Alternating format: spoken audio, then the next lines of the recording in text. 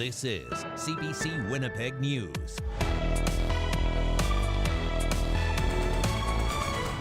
Any less taxes we have to pay, I completely agree with. I'm saving $6.58 on $305. It's not a lot. It's not a lot at all. I guess saving the PST would allow me to get an extra jug of milk.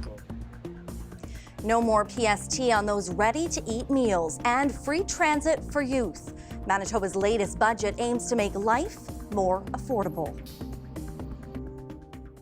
Good evening. Thanks for joining us. As the cost of living continues to rise, the Manitoba NDP says it's looking to give your wallet a break. The third budget from Wabkanu's NDP government includes a PST cut that could save you money at the grocery store, while letting your kids hop on the bus for free. Let's get right into the highlights. The province plans to spend a record $27 billion, an increase of $1.5 billion, with most of that going to healthcare. In spite of the increased spending, the deficit is supposed to drop to $498 million, which is more than $1 billion turnaround from this year. When it comes to your pocketbook, the province is promising to make childcare free for low-income families.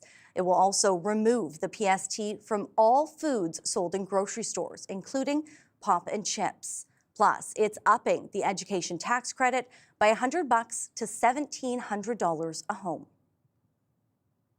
Manitoba is banking on good times at a time when other provinces are predicting a year of financial pain.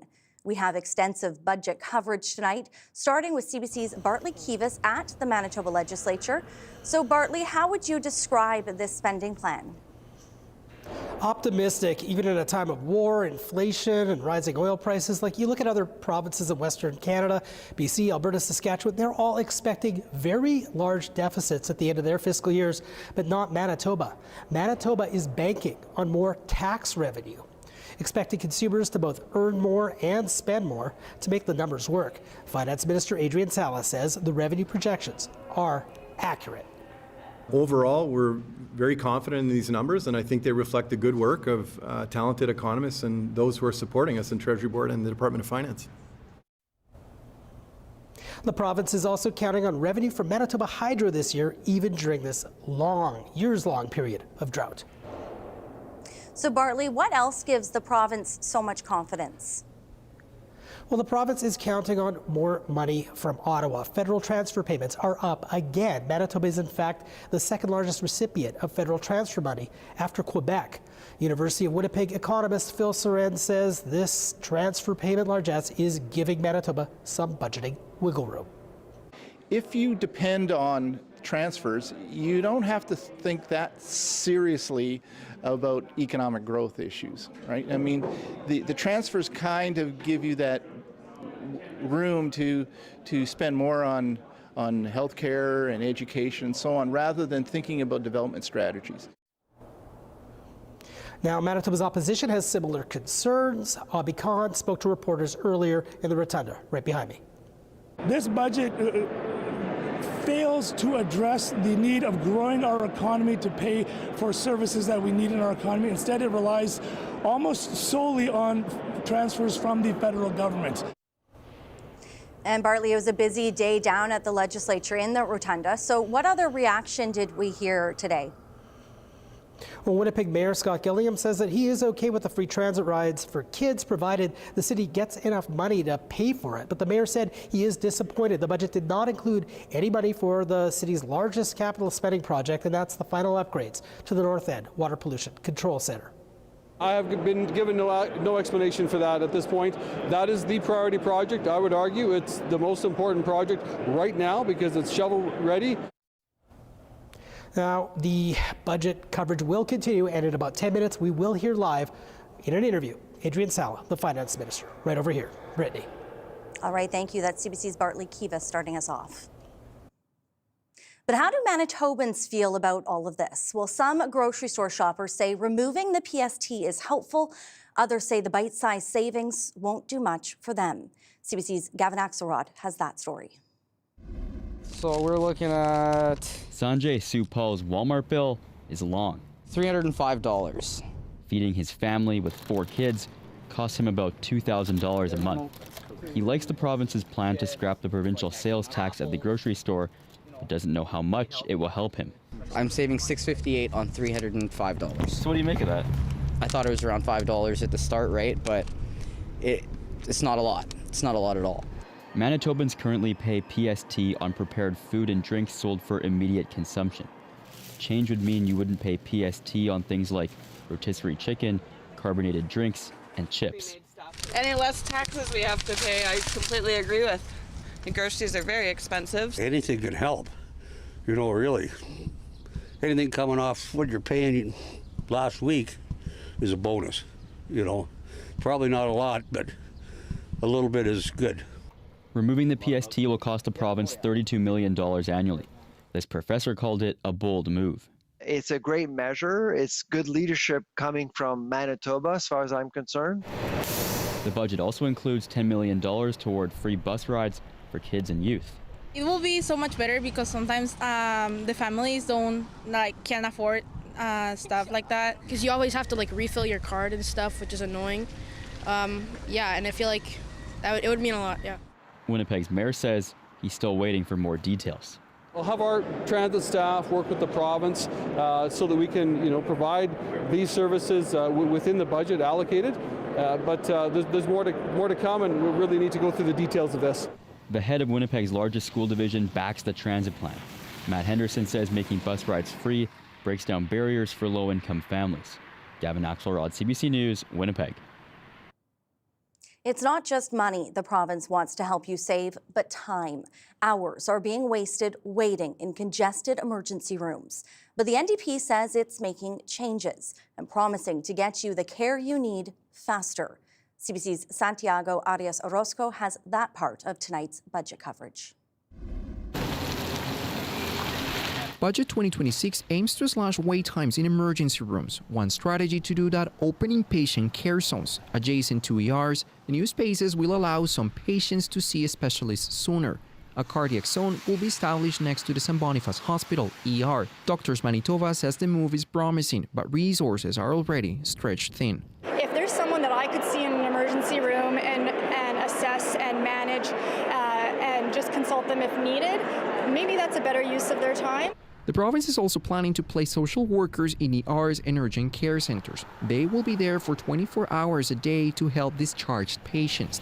There are also $2.3 million for 32 new alternate level care beds at Silo Mission. The spaces will be for patients well enough to leave the hospital, but who still need some level of care. The Manitoba Health Coalition says this is a compassionate approach to healthcare. This is also another layer of support and protection for patients and for the other dedicated healthcare workers who hopefully will have more of their resources going not just to discharge and other things like that, but just doing the most upfront care. The province is also investing $223 million to hire more doctors. It will also spend $1.7 million to perform more knee and hip surgeries. But the opposition says the budget still falls short. Record high ER wait times in Winnipeg. 3 hospitals are grey listed by the Manitoba Nurses Union. It's unprecedented. Home care is in shambles. People are dying waiting for care. I don't see a lot in this budget that's intended to address that. The budget is boosting healthcare spending by nearly $1 billion. The government says that's aligned with the promise to rebuild emergency care, although it says that will take years. Santiago Arias Orozco, CBC News, Winnipeg. The city is going back to court after a Winnipeg construction company missed the deadline to pay a multi-million-dollar fraud settlement. It's all connected to the Winnipeg Police Service headquarters project.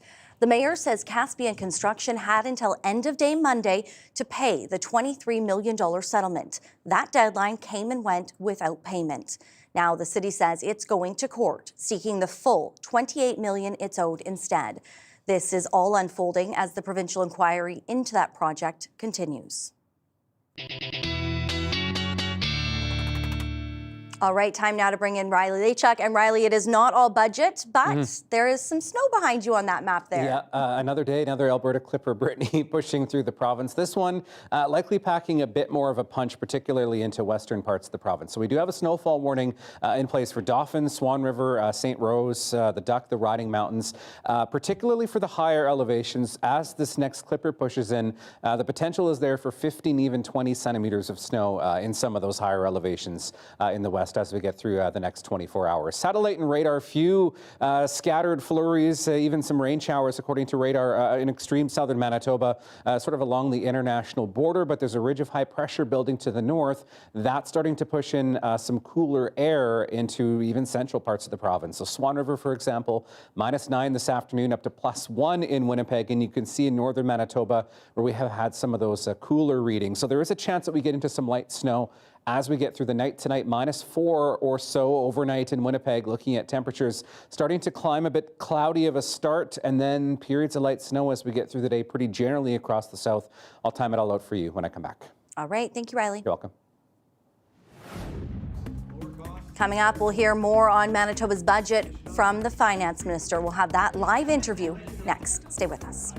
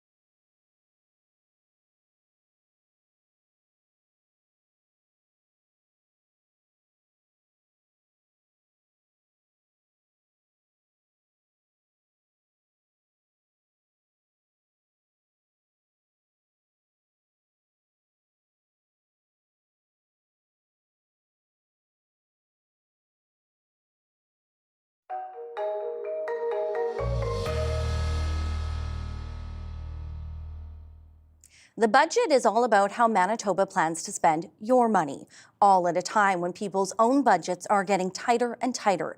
Decisions that for some are getting harder to make. Let's head back down to the legislature where Bartley Kives is standing by with Manitoba's finance minister on the decisions made today by the NDP. Bartley. Well, I'm here with Finance Minister Adrian Sala. Adrian Sala, thanks for joining me here. Now, I know you would say that this budget's all that in the bag of chips, but I got to ask, with obesity rates and diabetes the way it is in Manitoba, why take the taxes off pop and chips? One of the main affordability challenges that Manitobans are facing are when they go to the grocery store. So our government has been doing everything we can to lower costs at the grocery store for Manitobans. This is our next step. We know that Manitobans, when they go to the grocery store, are making those purchases. You're going to a birthday party, you got to get the chips, the pop. That's just what Manitobans are buying. But of course, this is just one of many initiatives we're undertaking to reduce grocery costs for Manitobans. And nobody in your policy department, none of your health people said, hey, maybe not certain food items. What did you hear from those policy advisors? Well, again, we're listening to Manitobans, and what we were hearing from Manitobans and have been hearing for some time is that they're worried about the cost of groceries. So this is one of many things we're doing, like freezing the price of a 1 liter jug of milk and banning predatory pricing or differential pricing in Manitoba. We are going to use every lever at our disposal to reduce your grocery prices. Now, earlier today, University of Winnipeg economist Phil Surand was talking about the federal transfer payments and how they're going up and up and up, and how this kind of makes Manitoba uncompetitive or inefficient in that it doesn't sort of force you as finance minister and your staff into the position of having to make tough choices. What would you say about that criticism? Well, this is a focused budget. It's focused on good jobs, lower costs, better health care, and we zeroed in on those things that Manitobans want to see our government focus on. So I think we've done a lot of hard work over the course of this budget cycle to ensure that we're zeroing in on our priorities. This budget does just that, and ultimately we're showing a deficit figure that is the lowest deficit in all of Canada out of the provinces. So very proud of that work we've done. But I want to push back on that gently here, because why do we have any deficit at all when there's hundreds of millions of dollars more coming from Ottawa every year? Well, again, we're balancing important investments in healthcare, $1 billion increase this year in healthcare, along with a number of other very important investments. Look, as we move forward, we've put together, I think, a really sustainable fiscal path that balances investments where Manitobans want to see them, making life more affordable, better healthcare, with a fiscally sustainable track forward. So this budget today that we've released with a $498 million deficit is the lowest deficit in Canada, and it's our last stop before we get to next fiscal, when we're going to deliver on a balanced budget for Manitobans. Yeah, okay, well, you haven't made those projections in the last couple of years, but we have to wrap it up right here. So thank you very much for taking the time to speak to me today here. Thank you so much. You're more than welcome. That is Adrian Sala, Finance Minister of Manitoba. All right, thanks. That's Bartley Kives. A Brandon police officer has been acquitted of assault charges. The constable was charged after making an arrest in 2023 that the Crown argued left a woman with a broken collarbone. CBC's Chelsea Kemp was in the courtroom this afternoon for the decision. I'm standing outside Brandon's courthouse, where this afternoon Judge David Ireland found a police officer not guilty of assault causing bodily harm. Constable Brett Long's trial began in January and stems from an arrest in August 2023. At the time, Brandon police received a call that Callista George was intoxicated, brandishing a machete and steak knife. Long arrived on scene, and video evidence exhibited during the trial showed him pushing her to the ground before arresting her. No weapons were found. In his decision, Ireland told the court, based on video of the arrest, testimony from George, and expert witnesses, Long's actions were proportionate, reasonable, and necessary, saying, Constable Long risked his own life to ensure that Miss George was not hurt. He showed bravery and a measured approach in a difficult situation. Brandon's police chief, Tyler Bates, says Long has the full confidence and support of BPS. And now that the case is over, Long can now move forward in his career. Chelsea Kemp, CBC News, Brandon. People in the RM of Taché, southeast of Winnipeg, are watching water rise in ditches as public works employees begin their second month of strikes. Melting snow is creeping out onto roads and properties, and culverts and ditches aren't being opened. But a new offer from the union gives hope those workers can start work before any damage is done. The union says the RM tried to change essential service rules to get striking workers cleaning out ditches without a contract. that preventative work is to be done, from employees actually working. We shouldn't be on the picket line. So if that 3-year deal makes it, there's no need for the change to the essential services. They've been without a contract since the end of 2024. A construction project in France in 2020 uncovered human remains now confirmed as those of a First World War soldier from Manitoba. Private Albert Henry Detmold was 33 when he was killed in action in August 1917 in France. The Department of National Defence says his identity was confirmed through historical, genealogical, and DNA analysis. The soldier was originally from Roblin, Manitoba, and will be buried in the Loss British Cemetery.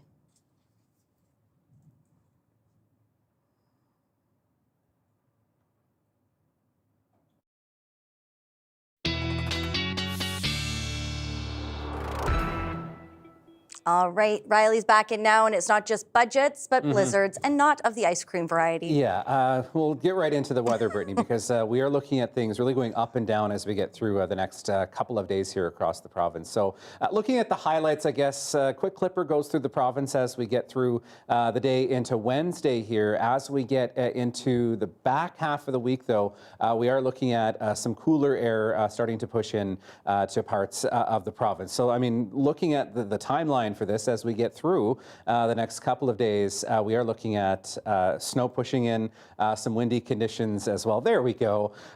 With some warm temperatures coming as we get toward the weekend here. I'll be quick because I'm running a bit short on time. So here's the clipper as it comes through as we get through the overnight hours.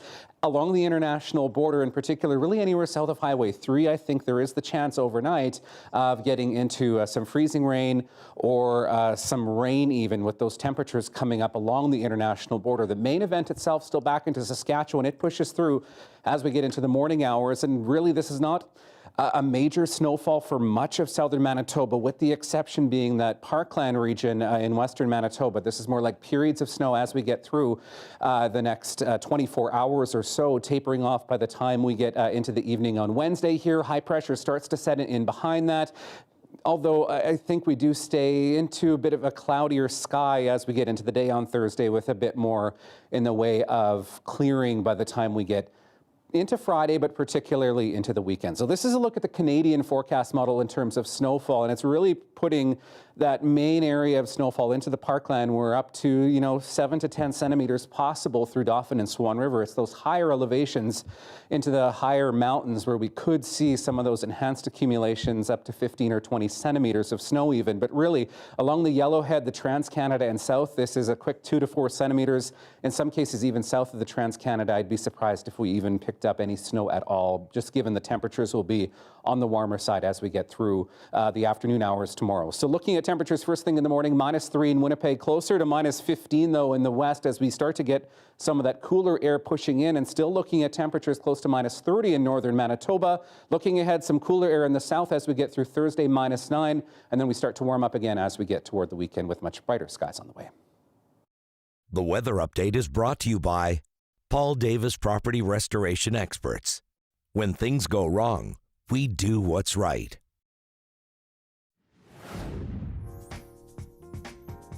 Much more to come right after the break. Stay with us.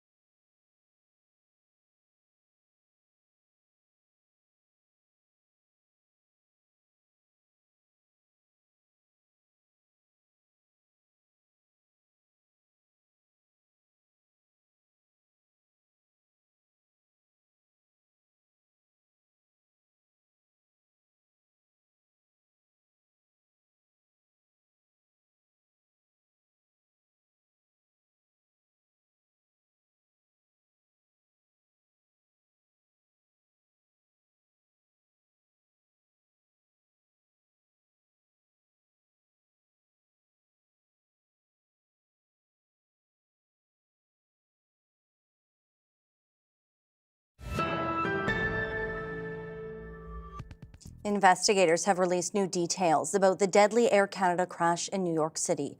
They say the plane was cleared to land at LaGuardia just a couple of minutes before it crashed into a fire truck.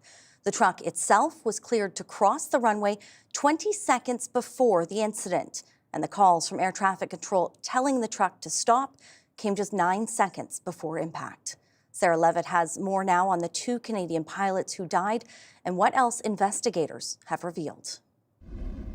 We rarely, if ever, investigate a major accident where it was one failure. 36 hours after an Air Canada plane crashed into a fire truck at New York's LaGuardia Airport, killing the 2 pilots, and the U.S. National Transportation Safety Board says it has some answers. We know 2 air traffic controllers were working, but the NTSB says it has conflicting reports on which one cleared the fire truck to cross the runway. And there's more. The ASDX system did not alert. That system meant to track the movement of aircrafts and vehicles on the runway. It failed because the fire truck wasn't equipped with a transponder. 30-year-old Antoine Forêt was captaining the plane. On Facebook, Forêt's girlfriend shared a photo calling him the love of her life. Forêt graduated from a flight school in Saguenay, Quebec in 2018. Antoine was really a nice student. Kind of people always smiling and we enjoying flying aircraft. Mackenzie Gunther was first officer on the flight. He graduated from Seneca College's aviation technology program, where on Tuesday the flags flew at half-mast. 39 of those on board were taken to hospital, including flight attendant Solange Tremblay. Her daughter saying she was ejected 100 meters from the plane, still attached to her seat. 6 people remain in hospital. Those on the plane are processing what happened, many expressing praise for the pilots. They did the right thing with evaluating something extremely critical and extremely triggering, and sacrificed their lives for us passengers. And I want to say thank you to them and thank you to their families. The Canadian Transportation Safety Board has sent 3 investigators to assist, but says in this country, runway incursions have been a concern. In 2024, there was the highest number of occurrences involving runway incursions in Canada in the last 15 years. At LaGuardia, the investigation continues, including interviewing the controllers involved and the firefighters on the truck hit by the plane and injured. It's not yet known whether they heard the calls to stop crossing the runway. Sarah Levitt, CBC News, Montreal. The crash has raised more questions about the shortage of air traffic controllers in the U.S.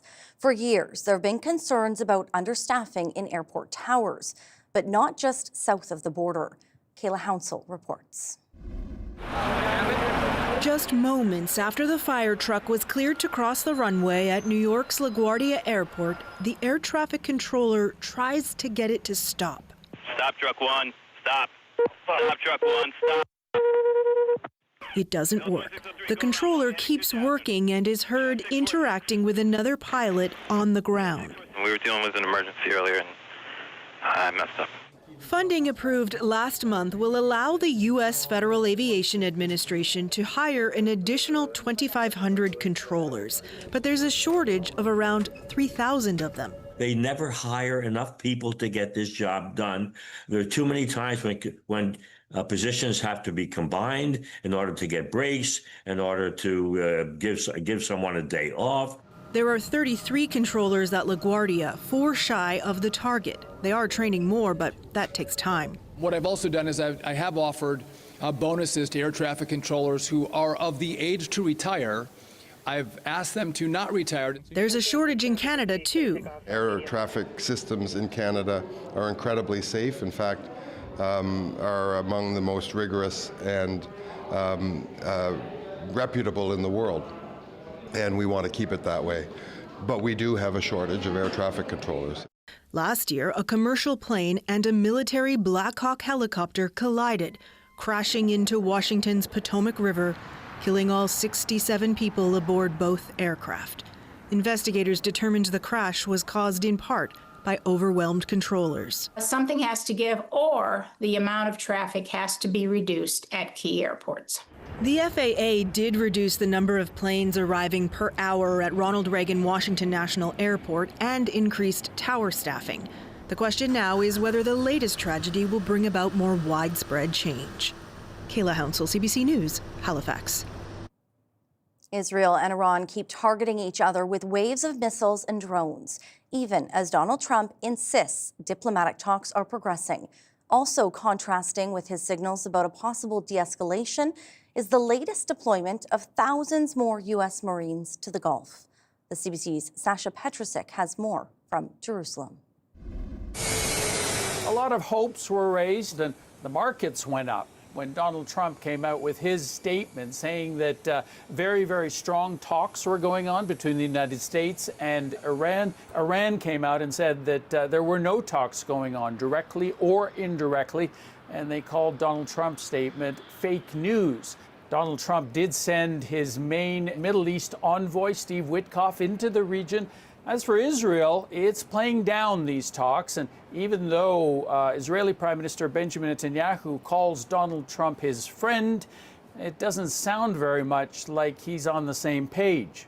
הנשיא טראמפ מאמין שיש סיכוי למנף את ההישגים הכבירים של צה"ל וצבא ארצות הברית כדי לממש את יעדי המלחמה בהסכם, הסכם שישמור על האינטרסים החיוניים שלנו. במקביל, אנחנו ממשיכים לתקוף גם באיראן וגם בלבנון. A number of countries are taking the opportunity to reach out and try to get the talks going, but other countries in the region are in a bit of a bind because they are now both targets for Iran's missiles. At the same time, they are hosting the United States, and that puts them in a very vulnerable position. We're working very closely with them on how to de-escalate and to find a way out of this crisis and to stop the attacks on our countries. But to look at this region, you wouldn't think that a peace agreement was anywhere close. Israel attacked Iran, and it also launched airstrikes in the north, in Lebanon, Beirut, as well as ground operations in the south as it moved further and further in and suggested it might be there for quite a while. Iran fired at least 10 volleys of missiles at Israel. Hezbollah, the militant group in Lebanon, fired their own rockets at Israel into the north. So a lot of fighting, a lot of firing still going on. Again, no sign that peace is just around the corner. Sasha Petrusik, CBC News, Jerusalem. A years-long CBC News investigation has uncovered a swath of previously secret police files, proving widespread spying by the RCMP on Indigenous political organizers during the 1970s. CBC Indigenous reporter Brett Forrester has this exclusive report. It was the 1970s and Indigenous people were organizing like never before. A people's movement growing across the country and abroad. Canadians were watching, soon the Mounties were too. It was very overt. They would park right in front of the Indian Brotherhood office, the Dene Nation office, and they were taking pictures of everybody. And now Dene leader George Erasmus knows how far it went. CBC News has obtained thousands of pages of once secret spy files, each marked as racial intelligence by the now disbanded RCMP security service. The files reveal extensive surveillance of legitimate Indigenous groups and high-profile leaders seen as threats for demanding change. We wanted it to be a country where Indigenous people were recognized the way they should be. We were never threatening this country, we were building it. We still are. I obtained the papers after more than 3 years of fighting under access to information law. They reveal hundreds of surveillance reports, names of 150 RCMP members involved, hundreds of Indigenous people surveilled, and at least 30 Indigenous organizations targeted, turning the security service into a repository of general information on Natives for the Liberal government. It's disturbing. Where was there any regard for our rights? Our rights as just citizens. The methods were intrusive, paid informants to infiltrate movements. It was strategic in two senses. One is that they could get valuable information about them, but two, it would sow the seeds of doubt and fracture movements from within. And now confirmation the Mounties wiretapped phones. Technical sources were used somewhat sparingly. So I was told by ex-Mounties, the fact that they're being used here suggests that I would think that it's a fairly high-profile target. This is a spy story, sure, but it's also a story of movements that proved too resilient to suppress. The RCMP has officially declined to comment on these historical operations. However, a spokesperson in an interview said the force has changed and takes repairing relationships with Indigenous communities seriously. Brett Forster, CBC News, Toronto. In Hawaii, a massive cleanup effort is underway after the island state was hit by the worst flooding in 2 decades. Homes and vehicles were swept away, and anything left behind is caked in thick volcanic mud. The floodwaters also damaged schools and hospitals. There are no reports of any deaths, but during the height of the heavy rains that began last Thursday, more than 230 people had to be rescued. An investigation is underway in Colombia after a deadly crash involving a military plane. At least 66 people were killed while rescue teams transported dozens of survivors to hospital. 4 people are still missing. The C-13 Hercules went down shortly after takeoff yesterday. It slammed into the ground in a jungle area in the southern part of the country near Colombia's border with Peru and Ecuador. Chasing a championship. The Manitoba hockey team looking to end its title drought and bring it all home for its hungry fan base. We'll have more on that story straight ahead.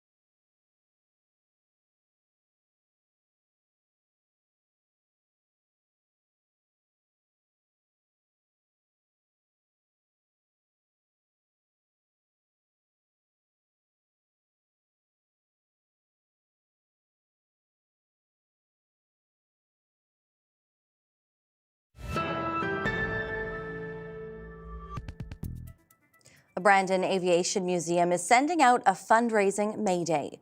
The Commonwealth Air Training Plan Museum houses the largest collection of flying trainer aircraft from the Second World War in Canada. But its original wartime hangar is showing its age. CBC's Michelle McDougall reports. And the engine's up high, so it has to have fuel pumps in order to get the fuel up. Chief Pilot Jeff Bell knows what he's talking about while inspecting a 1940 Harvard Mark II, one of the many vintage airplanes he's flown at Brandon's Commonwealth Air Training Plan Museum. I fly the Harvard most regularly, but I have flown them all at various times in the past. There are 18 aircraft at the museum, a tourist attraction at Brandon's Municipal Airport for more than 40 years. But the hangar was built more than 80 years ago. This base was one of, I think it was 19 Air Force bases in Manitoba alone. So, I mean, this is a pretty major artifact for us. So, yeah, we have to preserve it. It's a big part of our story. Bell has a personal attachment to the museum, spending time there as an air cadet. And the Harvard he flies is the same one his wife's grandfather did. He flew that airplane post-war. I mean, he instructed on it in Gimli in 1951, but that airplane, he sat in that airplane. Those kinds of connections are why Zoe McQuinn, the museum's director general, says it's important to keep telling those stories. A challenge because parts of the foundation are crumbling and the roof overhead requires additional support. People want to make sure that our fleet keeps flying, but also want pieces of that heritage to sit here because this is a safe place for it. We need to be able to accommodate that. The museum depends on private donations, but recently received a legacy gift of $1.6 million. But that's not enough. We're experts in a lot of things, woodworking, heritage management here. Lots of volunteers put a lot of expertise and time into this place. But we're going to bring in engineers, architects, and find real solutions so that we're not doing small little fixes, but a large fix. The museum is looking for a construction company to either restore the hangar or build a new one. As for the museum, it reopens April 1st. Michelle McDougall, CBC News, Brandon. One of the top Junior A hockey teams around plays in northern Manitoba. It's the Flint Flon Bombers who started the playoffs last weekend with a bang. CBC's Eric Westhaver went to find what makes the team special for the community. The Flint Flon Bombers are in the SJHL playoff hunt. For nearly a century, this team has held a special place in this community, and the fans are loud and proud. This is the Whitney Forum, the home of the Bombers, and to some people, the hockey cathedral. About 5,000 people still live in Flint Flon, and on any given night, about a third of them are under this roof. Flint Flon has been through tough times. First, the shutdown of the local mine in 2022, then last summer's devastating fires. Hockey is a welcome distraction. Mike Reagan has been involved with the team for nearly 30 years, first as a player, then as their longest-serving head coach.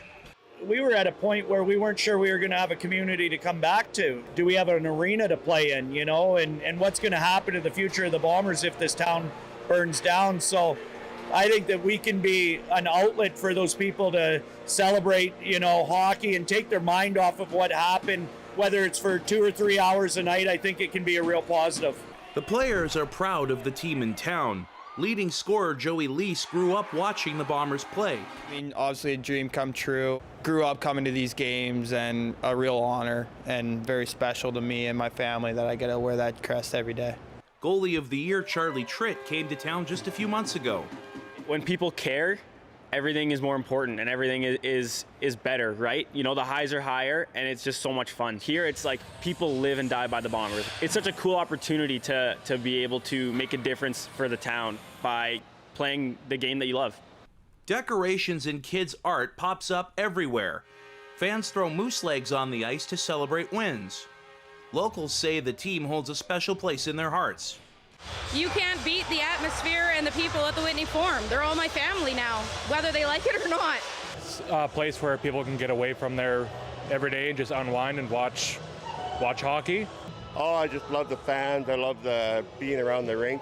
I used to run the Zamboni, and it was amazing. Now I'm just a fan, blowing my horn and having a great time. This year's Bombers want to end a drought. The team hasn't won a title since 1993. After a few long years, Flint Flonners hope this will finally be their time. Eric Westaver, CBC News, Flint Flon. The weather update is brought to you by Paul Davis Property Restoration Experts. When things go wrong, we do what's right.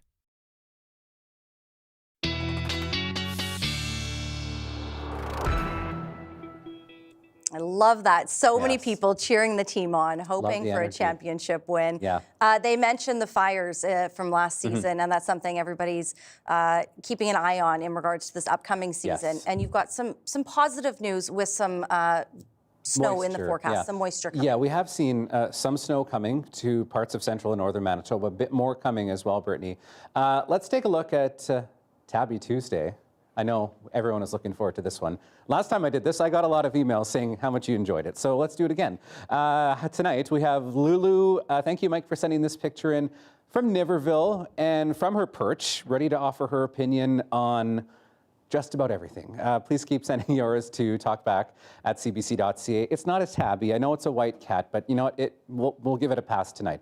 We're looking at some snow pushing across the province as we get through the next 24 hours. By the afternoon, we'll see a shift in wind to a more northerly wind in Winnipeg, up to -2 by the time we're into the afternoon. And then we're looking at things starting to cool down again, and this will start a trend as we get toward the end of the week of some cooler air starting to push into the province. So looking at our upper level winds, you can see this big ridge of high pressure parked over the U.S. Southwest. This has led to days of record-breaking temperatures in some cases in southwestern parts of the United States. And some of that warmer air starting to push a little bit further north along the international border. I mean, certainly not the 20-plus degrees like parts of southern Saskatchewan, southern Alberta saw last week, but certainly on the warmer side of things along the international border. Now, as we advance toward the weekend, you can start to see this Arctic ridge starting to form in the jet stream once again, and that's going to pull down some cooler air as we get into the weekend, certainly by the first part of the weekend, before we start to see things starting to warm up again, at least for the southern half of the province,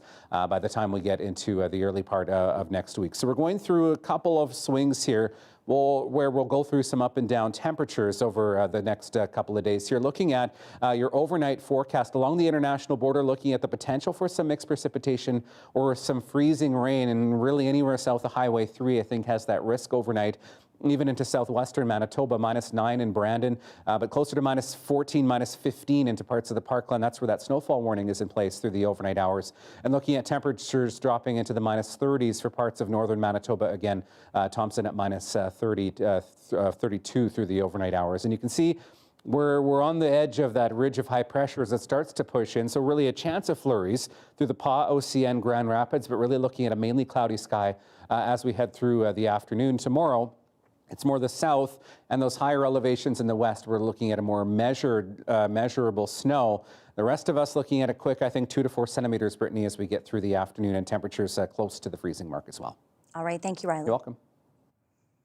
Fans of Celine Dion are buzzing with excitement as rumors of her comeback continue to mount. The CBC's Griffin Yeager has more on the not-so-subtle hints and the growing hype that's followed.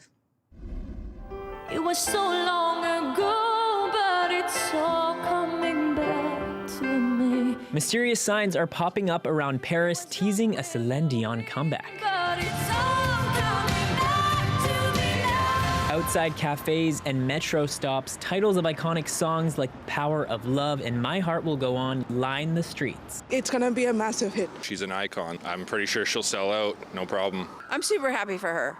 The cryptic campaign alongside this Instagram post featuring photos of the Canadian in Paris over several decades. And in French, Dion writing, "I don't know how to tell you." It's really generating quite a buzz on social media, and it would, I think, be kind of easy to throw off the reports as just being reports if there wasn't this sort of shred of evidence. That, plus 2 reports from Variety and La Presse, saying the singer is expected to perform 2 shows per week beginning in September at Paris's La Défense Arena in the fall, the largest indoor arena in all of Europe. Though that venue and Dion have yet to confirm. It's definitely a way of building hype. This all comes after her triumphant return from illness atop the Eiffel Tower at the 2024 Paris Olympics opening ceremony. have been diagnosed with a very rare neurological disorder. Dion stepped away from the spotlight in 2022 when she was diagnosed with stiff person syndrome, saying it impacted her ability to sing, later sharing that journey in a documentary. I'm working hard every day. I'm so sorry you're going through this. It feels unspeakably cruel for this to be happening to you. And in a Canadian exclusive with CBC News, her determination was clear. I'll sing again. I'll sing again. As for when, fans can only keep searching for signs. Griffin Yeager, CBC News, Toronto. Still ahead, a daring rescue. How this little guy got down from this tree 8 stories up. Stay with us.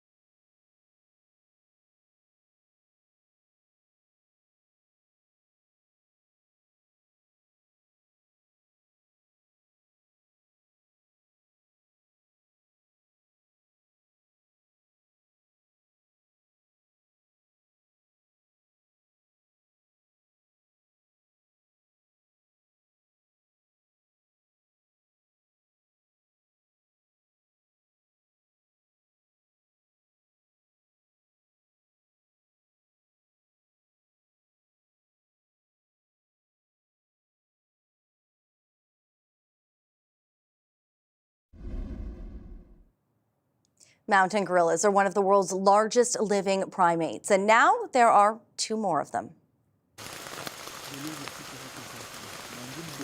Congo's Virunga National Park has announced the birth of a mountain gorilla twins. While this is the second set born in the park in 3 months, twin births in mountain gorillas are considered extremely rare. The pair brings the local troops population to 19.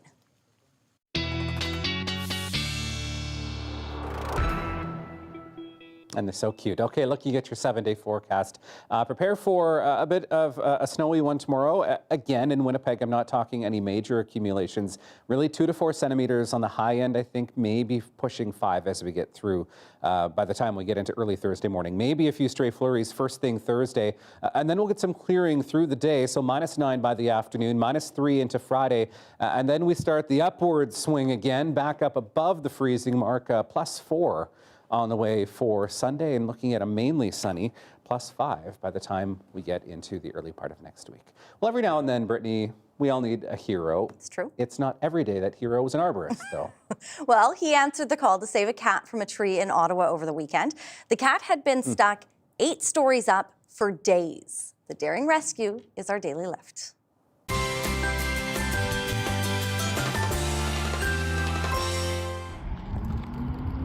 I was at home on my day off and I was just scrolling social media and I see this post about a cat stuck in a tree in Orleans, and it had been stuck for 2 days apparently. And I think, okay, I'm somebody who climbs trees normally and I can get this done a lot safer. As I go up higher, of course, the diameter gets smaller. I was trying to encourage a cat to come down the few feet using chicken pate. I was holding my hand up in the air and trying to encourage him or her down, and he was just meowing at me. And how did you get him then? A fire truck pulled up. A few gentlemen came out with equipment. They tied on this stick onto my rope, and I pulled it up the tree. The cat didn't quite want to come at first. Once I pulled that cord, the cat was clawing everything they possibly could, including myself. Eventually, I was able to get the cat down to my side and then just to rappel down. And safely into the arms of the owner. Yeah, the owner showed up last minute. We actually didn't know whose cat it was.